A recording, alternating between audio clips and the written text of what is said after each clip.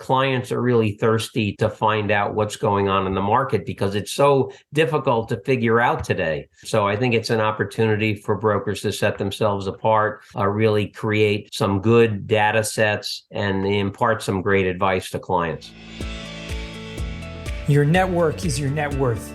Come listen to some of the most successful people I know share invaluable knowledge, stories, and advice in real estate, business, and beyond. This is Weiss Advice. Whether you want to take your business or personal life to the next level, look no further. Welcome back to another episode of Weiss Advice. I am your host, as always, Yonah Weiss. I am super excited, which I don't think I've ever said that before, but super excited to be here with another incredible guest. I have with us Bob Knakal. Welcome to the show. Hey, Yonah. Well, I'm super excited to be here also. And it's so great to chat with you. This is the first time we're on a Zoom. We haven't met physically yet, but because of social media, I feel like I know you already. So this is great.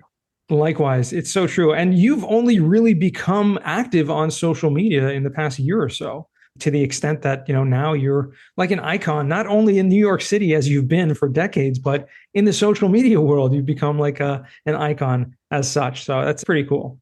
Yeah, no, it just was not a believer in social media, and folks were after me for a long time to become involved.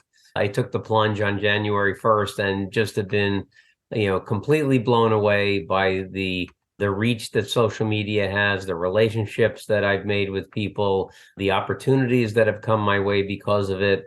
I'm a huge believer in it. And I think, it's something that you have to figure out where your proper cadence is with it, because it can get overwhelming at times, but it's a great thing. And I'm really thrilled that I'm a part of the community and that everybody has welcomed me so nicely. I mean, that's incredible. For just a little background for our listeners who may not know, and this is probably just an incredible insight, the fact that someone like you who's had the career that you've had has taken to social media just recently and has seen the benefits of it. I'm, a constant promoter of social media and the benefits that can come along with it, the community that can be made. But for our listeners who don't know, Bob is probably recognized as one of the greatest, if not the top commercial real estate broker of all time. I mean, with over 23 billion in sales, it's just incredible. In New York City, you started the Massey Knakal brokerage, which was then bought out, have been in New York City investment sales for, a few decades. And it's just incredible to see someone with your caliber who's going to then come to social media, just like one of the guys. Yeah, well, thanks, Yonah, for that. And I will say, you said Knakal Massey. It would have been Knakal Massey if not for losing a coin flip. But it was Massey Knakal.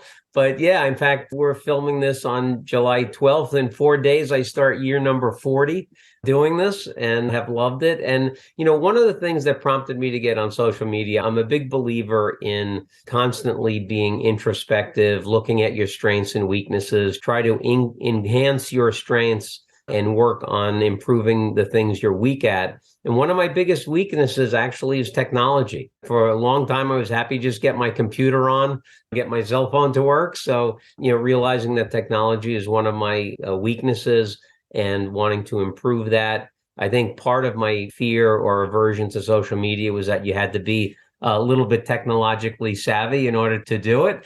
And, so that was one of the things I wanted to work on. Another reason why I got involved. And still, when I do Twitter spaces and I'm stumbling and fumbling around trying to figure out how to get it to work. But so far we've been doing okay with it. But it's, you work on your weaknesses to try to improve and get better. And that was one of the areas that I was lacking in. So, it kind of feels good to have gotten some level of success on social media because it was a real weak spot for me. Well, certainly. I mean, that's the introspection. I love that because we're constantly learning. As humans, we are thirsting for knowledge. We're thirsting for something new all the time. And oftentimes we're drawn to news, and that can sometimes instill fear in people and bring out the worst. But when you're just introspecting into yourself and not looking on the outside, saying, well, what are my weaknesses? What can I get better at? How can I become? And, kudos to you. I commend you on taking this because someone who's been in the business for 40 years is, you need to be constantly changing and looking at what's happening in the environment. But I would say there are not many people who have been in especially commercial real estate business happens to be more of an archaic business. The business models I know are probably a lot of things are still the same as they have been since 40 years ago. I'm still the biggest analog guy I know. I write things down. You look at my call sheets for this week. There's my tech stack right there, right? So, but I am trying to adopt things. Technology certainly is very, very powerful. I have my map room, which lays out a map which deals with everything construction and development related in the city. And I'm talking to a couple of data scientists now about adopting an AI application that is going to create some really groundbreaking stuff that I've never seen or heard done before, where we're going to compare all these metrics that have happened within the development market to all kinds of macroeconomic things, the price of gold, equity prices, inflation, things to try to look for trends and see if there's anything that can forecast an increase in activity in the land market. So some really cool stuff we're working on, and it's forcing me to adopt technology, get out of my comfort zone. And it's really cool. If you see what can be done with this stuff, it's really kind of amazing. That only comes with experience, knowing the amount of transaction volumes, the amount of knowledge that you have. You talk about this map room that you've created, which is essentially breaking down all of New York City into, on a map, which lays out every deal, every property essentially, right? And the transactions that's happened there. You've transacted yourself. I think I read a stat over 2,000 individual transactions. You'll probably give me the exact number, but as of last week, 2,259. Amazing. Incredible. And with your brokerage itself, I think it was over 6,000 transactions. So you've had the experience. New York City's big, but it's not that big. I mean, there are probably a lot more properties than 6,000, but the fact that you have that market knowledge and that specialization, which you talk about a lot. You talk about not just market specialization, but asset specialization, knowing, what you know. How have you been able to translate that into others, building a team? And you built this very successful brokerage that later, again, was sold, but are still in the business. You're still doing it year after year. Yeah, no, look, I think the realization that we are in the information business, not the real estate business, is important. The real estate just happens to be the thing that the information is based on. But we look at the market very, very analytically. For instance, I know in Manhattan, south of 96th Street, there's 27,649 buildings. I know that in the four boroughs, excluding Staten Island, no disrespect to Staten Island, we think that market operates more like New Jersey than New York, but in the four boroughs, 165,742 investment properties. I know that in Manhattan, the average turnover rate over 39 years has been 2.6% on average of the total stock, and in the outer boroughs, it's been 2.2% of the total stock. I try to look at things very statistically rather than talk about the market with adjectives, because then I let the person I'm speaking to draw a conclusion about how the market is. If I say that sales volume is down 26% last year, one person might think, oh, that's not so bad. Another person might think, wow, that's terrible. So, but let the listener make that decision based on real data. So I think, it's part of what I think separates the really great real estate folks from the good or mediocre real estate folks is a grasp and an understanding of the business and expertise, understanding what it is you're doing. I love reading stuff about what makes companies great, what makes individuals great, what makes a team great. And it's really mastering your craft is something that propels people to achieve great successes. And I think having that understanding of really what you're dealing with on a very, very visceral level is important. Sure. Now, you've seen a lot of markets, right? A lot of changes in the markets, interest rates going up and down and up and down and up and down over the years. How do you see today different than it has been in the past? I mean, there's so many factors involved there. And I know this is probably a pretty common question you get about what do you see in the market? But really what I'm trying to get down is, do you see anything that stands out today more than it has in the past? Yeah, I think this is the fourth major correction that I've lived through. The S&L crisis, early 90s, the recession in the early 2000s, the GFC, 08, 09. This correction is very, very different in two main ways. One is the way in which lenders are dealing with their problems. S&L crisis. The banks were going through a 2-year or 3-year foreclosure process, taking title, hiring brokers to sell. Early 2000s and GFC, banks decided not to go through that process. They would prefer to just sell the paper. They were hiring brokers to do that. This time around, they're doing everything in a much more under the radar screen type of way, trying to make quiet deals, talking to their customers about deals, not wanting too much public notice or transparency regarding what their book really consists of. And that has been a very, very tangible difference between today's circumstances and the past corrections we've had. And the other difference is that in those past corrections, all product types were declining in value, and it just was to varying degrees. Today, different product types are moving in different directions, and I think that's a function of this being the longest correction we've ever had. Prior to this, we had the S&L crisis was a 4-year correction. Here, we've been in correction mode essentially since October of 2015. We had a 12-month vacation from the correction, which was the second half of 01 and the first half of 21 and the first half of 22. But based on the interest rate increases and spreads blowing out, that exerted some more downward pressure on prices. And, here we are all this time later. We're now, effectively 8 years into a correction, almost 8 years. Because of that, different product types are performing differently. The retail sector, I think, is a positive sector today. Mm-hmm. It's been hammered for years and years, but for the first time in 5 years, I'm getting calls from investors looking for retail deals. Wow. The perception is rents have stopped going down. Leasing activity is picking up in that sector. So that's viewed as a positive sector. In the multifamily space, there's tremendous demand, notwithstanding the political headwinds that exist. And it's really unbelievable how public policy has so tangibly impacted how that market functions. Right. But notwithstanding those political headwinds, tremendous demand in that space. The office sector, very, very opaque. That one's going to take the longest to work through for a variety of reasons. The land market has basically dried up for office, hotel, and residential rentals for a variety of different reasons in each of those spaces. But condo land is still moving fairly well. Values are down in Manhattan by 20 to 30% just since last September. But at that new price point, there's still a lot of activity. We closed 2 deals last week, signed a contract on another big 172,000 foot site. That there's stuff happening. So it's really interesting in how in the past, everything was going in the same direction. Today, everything is kind of going in different directions. And that's why I think it's so important as a broker, an intermediary, an advisor. Clients are really thirsty to find out what's going on in the market because it's so difficult to figure out today. So I think it's an opportunity for brokers to set themselves apart, really create some good data sets and impart some great advice to clients.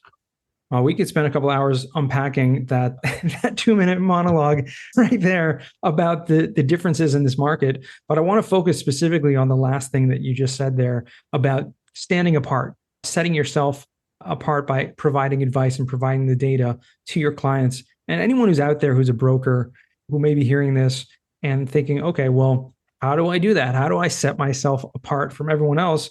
Because in the end of the day, brokers who have been, who are in sales are, oftentimes struggling, just trying to hustle, trying to get deals, trying to get in front of buyers, and they're competing against so many others doing the same thing.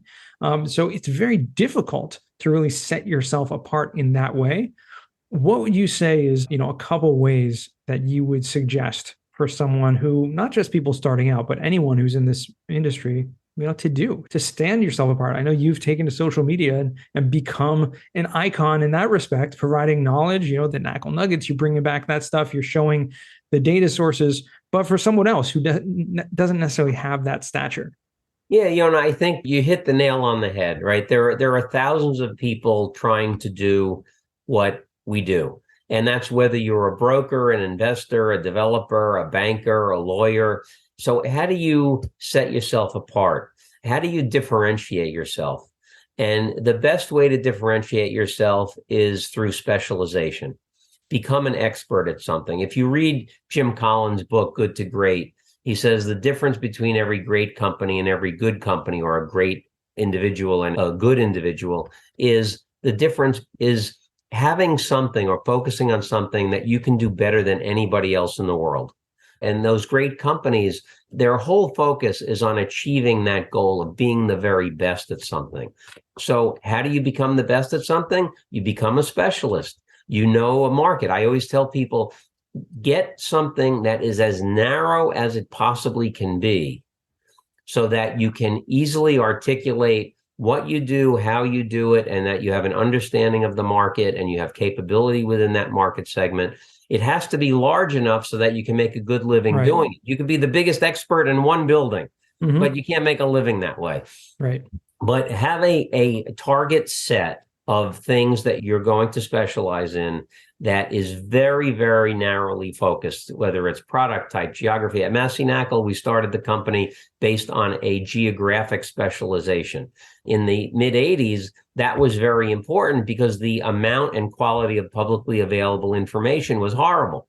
So to focus on one area, get to know everything that was happening in that area, who was buying, who was selling, what zoning changes were happening, what new developments were going on, what new big tenants were moving into the area.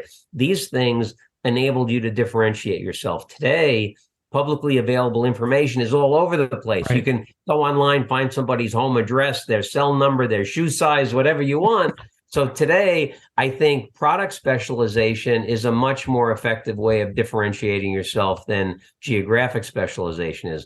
I layer a geographic specialization on top of a product specialization, but it's having a narrow focus so that you can establish a very, very high level of expertise within that arena. And then that differentiation leads to a competitive advantage. Right. It's also credibility. Ultimately, that's what you want. Yeah. I mean, it's also credibility, because if you're someone that's saying, oh yeah, I'm an expert in everything, everywhere, no one's really going to take you seriously. I mean, with all due respect, so you have brokers out there saying, I've got, a deal, multifamily in Florida and an office building in New Jersey. And it's just like, what are you trying to do? The jack of all trades, master of none.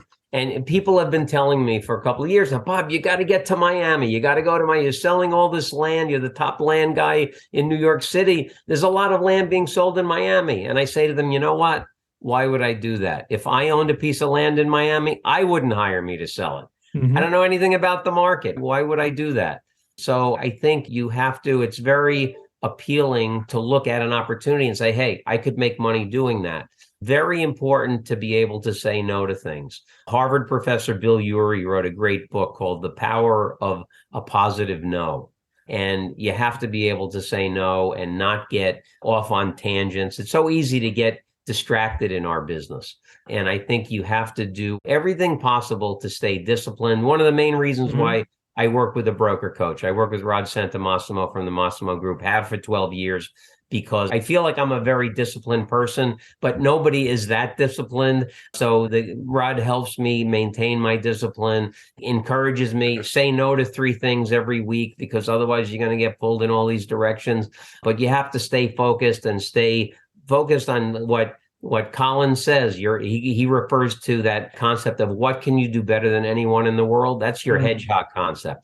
And you keep going back to that hedgehog concept time after time, day after day, week after week, month after month.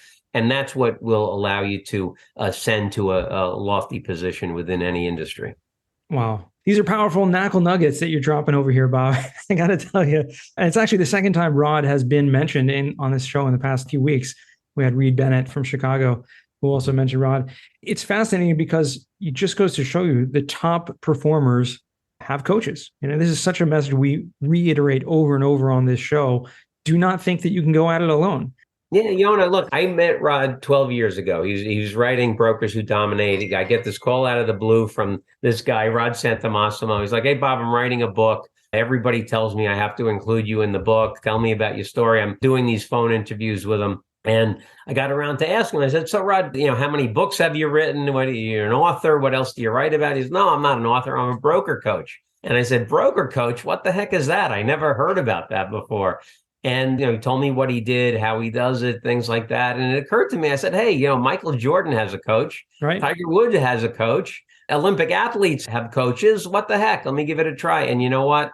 I went in with one objective. And that objective was to make the same amount of money but spend less time doing it. And actually working with Rod rekindled my passion for the business. I ended up spending more time working and spending more time with my family, just working much more effectively. And it's been terrific. And Rod will be my coach, for the balance of my career. No doubt about that. That's incredible. Well, as promised, Bob, we try to keep this short. This has been amazing. But as promised, we did mention that not only are you the top commercial real estate broker in New York City of all time, but you also happen to be a self-proclaimed Seinfeld aficionado.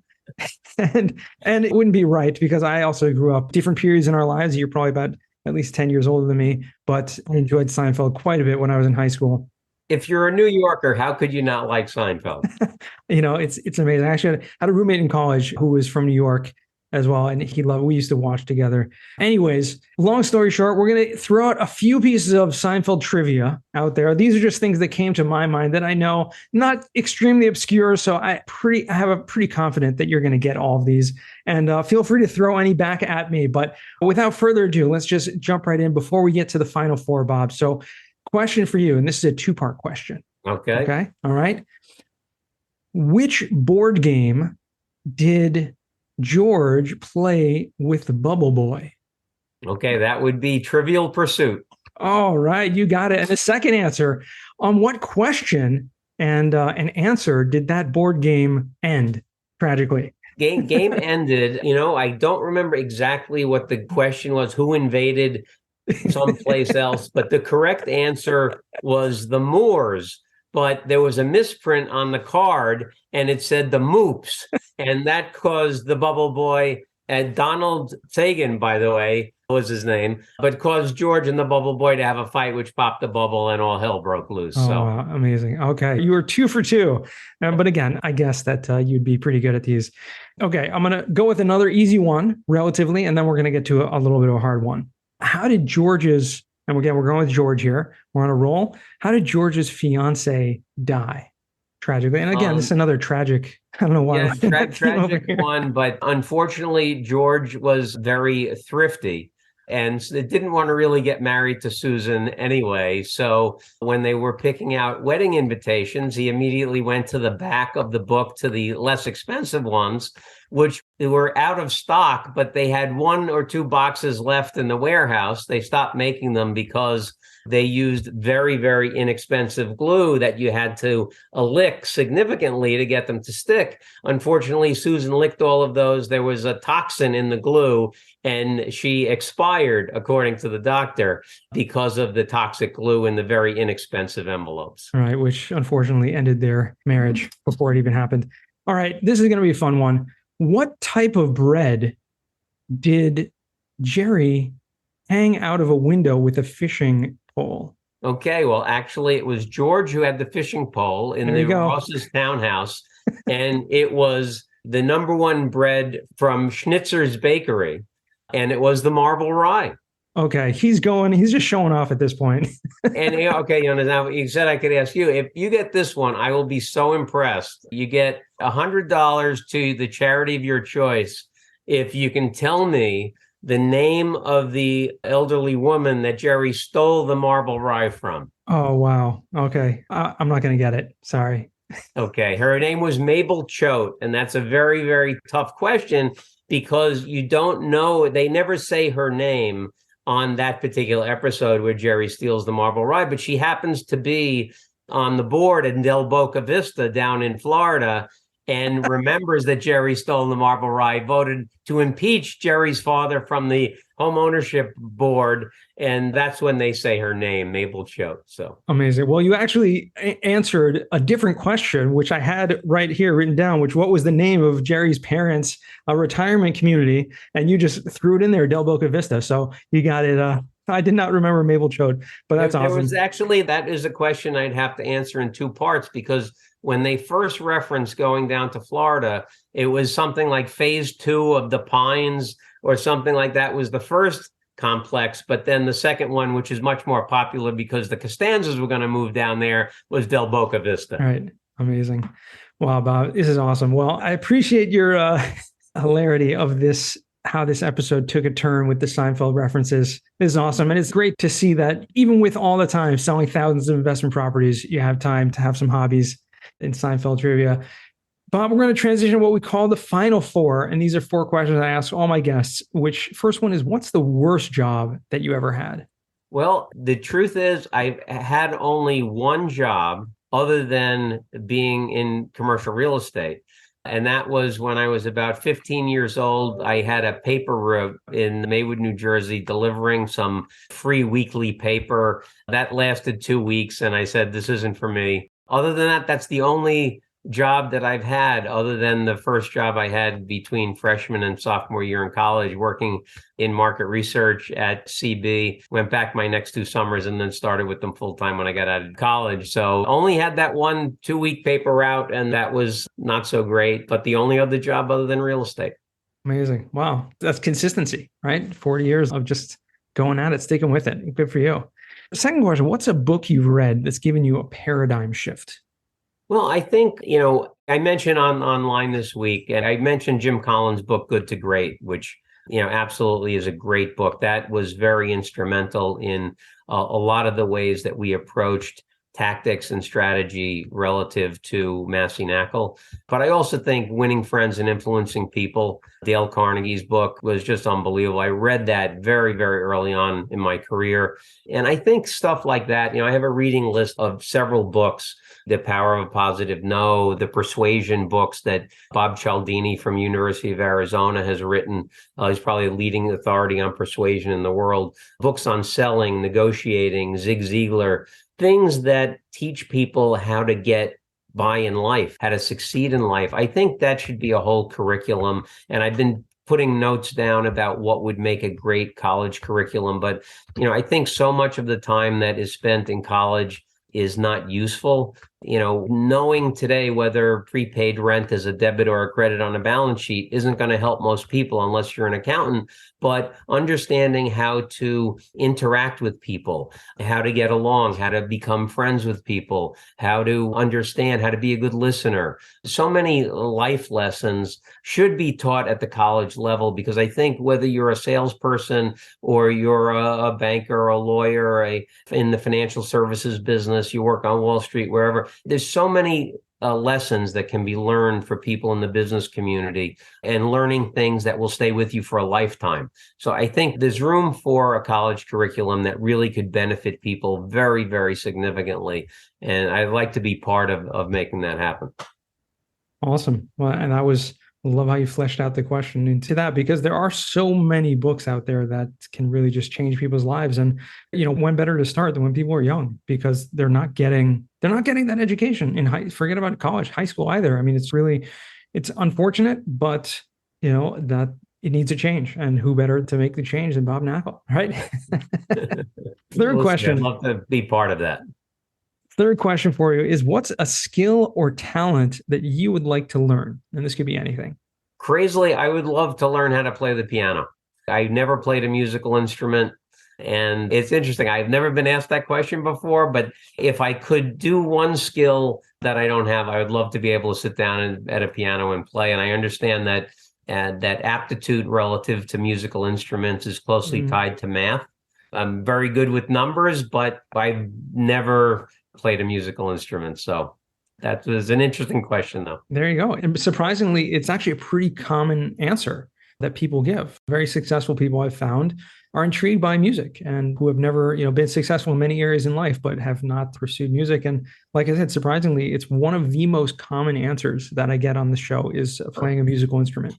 Not specifically piano, but oftentimes that's the one as well. So it's just fascinating to me. And I've delved into that a few times as well, just trying to figure out why that is. But we'll leave it there, and we'll come back to that maybe another time. But I want to ask you the fourth and final question, which is, what does success mean to you?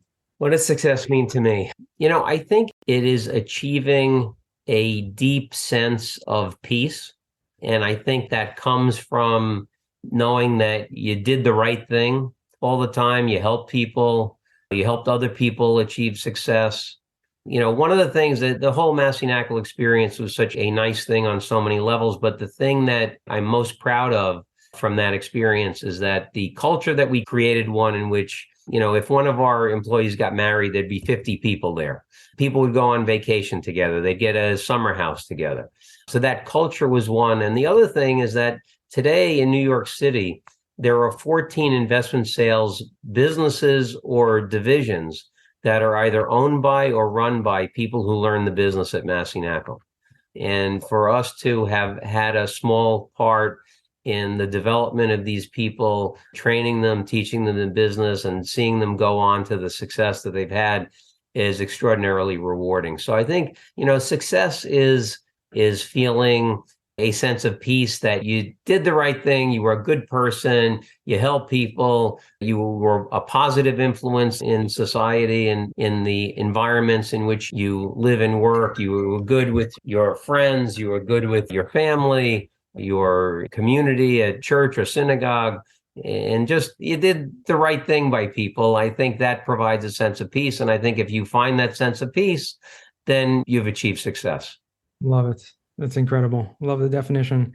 And we're going to keep it short and we'll keep it on that. But Bob, how can our listeners find you or reach out to you if they want to? Sure. Well, you can always reach me by email. That's the best way to get me is bob.knakal, Knakal, @jll.com. So I'm relatively responsive on email. Plus, you can find me on different social media platforms and, always happy to hear from folks. Awesome. Well, we'll make sure to put that in the show notes and all the links and handles to your social media, which, Twitter and LinkedIn have been two of the biggest ones. I know you've been quite active on recently and providing a lot of great content, and not just inspirational, but educational content as well. So thank you for all that you do. And I appreciate you making the time today, Bob. It's really, really been a pleasure. Yeah, Jan, it was great to be with you. And hopefully we'll meet someday and we could do some Seinfeld trivia over a cocktail or two. There you go. Sounds good. I'll have to make it up for the loss that I have on this round, but we'll get you next time. And thank you to our listeners for tuning in once again all the way to the end. And remember, until next time, the best advice comes only when you ask. Real quick, I have one question for you. Did you like this episode? If you did, I want to ask you a huge favor. See, the biggest thing that helps this podcast grow and that will spread this message to the whole world is that if you leave a review, a rating, and subscribe to the podcast. What that does is it basically tells the platforms that this podcast is out on is that you like my stuff and I'm doing something right. So take a few seconds out of your day, hit that subscribe button, leave a rating or review. I would be extremely grateful. Also, I want to hear from you guys. So I want to hear some feedback. If you have any questions for future episodes, please find me on LinkedIn. Send me a DM, a connection request, Yona Weiss, and I'd love to hear from you.